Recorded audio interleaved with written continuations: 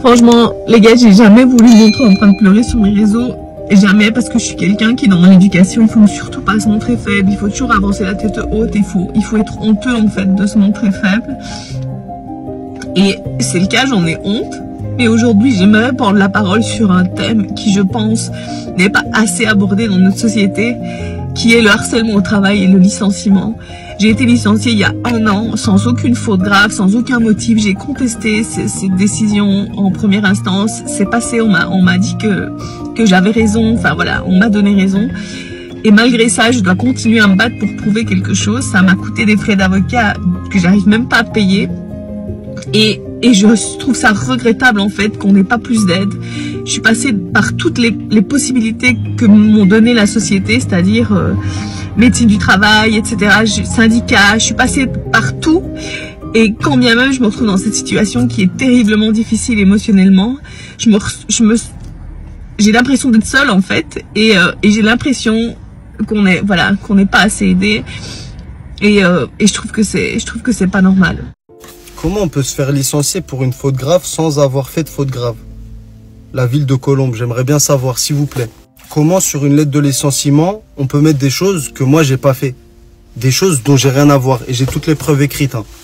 Maintenant, moi je connais rien au droit du travail. Ça veut dire, les gars, si vous pouvez mettre juste en commentaire si vous avez des bons avocats qui connaissent bien le droit du travail, je suis preneur. Et quoi ça, on vire les gens comme ça fait presque 2 ans ils travaillent, ils sont en CDI, on les vire pour des trucs que eux-mêmes ils ont pas fait. Ils m'ont mis des choses, c'est pas moi qui les ai fait. Qui leur a pas plu et ça m'a été dit oralement, c'est que j'étais en arrêt pendant le ramadan. Sauf que j'ai un arrêt du médecin. Et qui te dit que je fais le ramadan? Ils sont allés fouiller mon TikTok, ils ont dit « Ah, tu travaillais, t'as un double emploi » parce que j'avais mis une vidéo où je faisais Uber alors que j'ai jamais fait Uber. C'était juste pour rigoler, c'était des vidéos humoristiques. Ils sont allés fouiller dans ma vie privée pour me virer. À l'entretien, j'ai dit non, j'ai pas de double emploi. Ils ont dû faire une enquête, ils ont bien vu que j'avais pas de double emploi, mais ils m'ont quand même viré, les gars. Pour des trucs, mais... Vous allez le savoir, de toute façon, là, pour l'instant, je parle pas trop, j'attends juste des bons avocats, s'il vous plaît. Dites-moi les démarches à faire et tout, parce que je connais vraiment rien. Et après, je vous expliquerai plus. Si votre employé veut vous licencier de manière abusive, restez ici. Je vous explique, j'ai travaillé pour une très grande entreprise. Une très grande. Quand je vous dis une très grande, elle est très très grande, ok? Mon supérieur a voulu me jeter comme de la merde. Je vous explique rapidement les faits. En gros, ce supérieur, il a le seum de ouf contre l'une de mes collègues. Parce qu'en gros, elle a porté plainte contre lui. Et un jour, cette nana-là, elle porte des claquettes. Donc c'était cet été. Hein. Il a pris le seum et du coup, il a inventé comme quoi il y avait une nouvelle règle qui indiquait que pour venir au travail, il fallait pas venir en tongs. Le lundi suivant, je décide de mettre des claquettes. Du coup, le supérieur, il me prend dans son bureau. Je vous passe les détails de la discussion. Parce que je vous explique, tant que c'est pas officiel, parce qu'en gros, c'est pas lui qui décide les lois de comment on doit s'habiller, etc. au travail. En gros, lui, c'est juste un gérant du studio, quoi. On a dit qu'on ferait comme on voudrait. Et lors de la discussion, le mec me sort. Tu restes sur tes positions? Donc moi je dis bah oui bien sûr. Ni une ni deux. À la fin de semaine, le mec me fout en mise à pied. Première fois de ma vie que je suis mise à pied. Ni une ni deux, je décide de contacter le syndicat. Parce qu'en fait c'est une grosse boîte, je vous ai dit. Et ce syndicat-là, quand je vous dis qu'on l'a fait mariner, cuisiner. Franchement, fallait être là. 3 heures de cuisinage. Ce boug-là, 3 heures de cuisinage. Les 3 semaines de mise à pied ont été payées. On m'a payé ma mise à pied de 3 semaines. Faut sachez que j'étais partie en vacances, donc merci à vous. Et que j'ai repris mon poste. Bref, tout ça pour vous dire, ne vous laissez pas faire. Beaucoup étaient dans le déni, beaucoup le sont encore. Je vous l'ai dit, ça pue. Tout ce qui est en train de se passer, c'est la merde, c'est le bordel.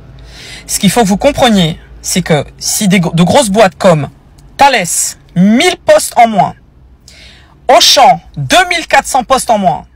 Michelin, ils ferment deux gros sites là parce qu'ils étaient en difficulté parce que baisse des ventes de pneumatiques sur certains engins, sur certains véhicules.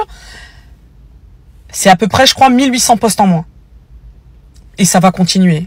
La dégringolade, elle va continuer. Ce qu'il faut que vous compreniez, c'est que il va y avoir des licenciements économiques en pagaille. Il va y avoir des congés de reclassement. Sauf que les congés de reclassement, vous avez, je crois, vous percevez 65% de votre salaire, mais vous pouvez travailler ailleurs. Dès lors où vous travaillez ailleurs, le congé de reclassement est suspendu et peut reprendre éventuellement. Vous aurez évidemment, dans le cadre de licenciement économique, des contrats de sécurisation de professionnalisation, ce qu'on appelle le CSP.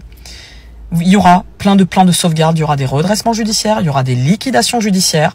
Je vous l'ai dit, je ne vous racontais pas de conneries. Il y en a beaucoup qui m'ont dit oui, mais t'es alarmiste, tu noircis le tableau. Mais non, en fait, je ne noircis pas le tableau, en fait. C'est que moi, je suis sur le terrain. Vous comprenez? Moi, je suis consultante RH et je travaille avec les entreprises. Donc, ça tombe bien, et tous les secteurs d'activité confondus. Donc, quand je vous dis qu'il y a énormément de licenciements économiques et qu'il y a énormément d'entreprises en difficulté, je ne vous racontais pas de conneries. Est-ce que tu savais que si ton employeur te reproche quelque chose qui ne fait pas partie de ton poste, ton licenciement peut être considéré comme abusif? Pour mieux te défendre juridiquement, abonne-toi dès maintenant.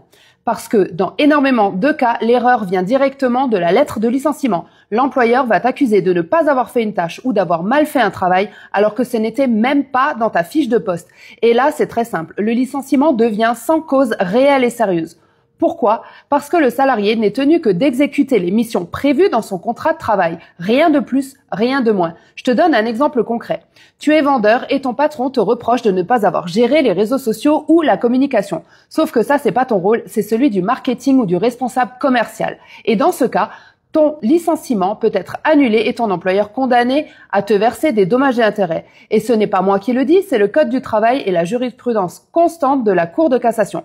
Retiens bien ça. Ton contrat de travail, c'est ton bouclier juridique. C'est la limite entre ce que tu dois faire et ce qu'on n'a pas le droit de t'imposer. Alors si ton employeur te reproche des choses qui sortent de ton poste, ne signe rien et demande conseil avant de répondre à la convocation et d'accepter un licenciement. Si tu veux que je t'explique comment prouver qu'un licenciement est abusif, mets licenciement en commentaire et surtout partage cette vidéo parce que beaucoup de salariés se laissent virer injustement parce qu'ils ne connaissent pas leurs droits.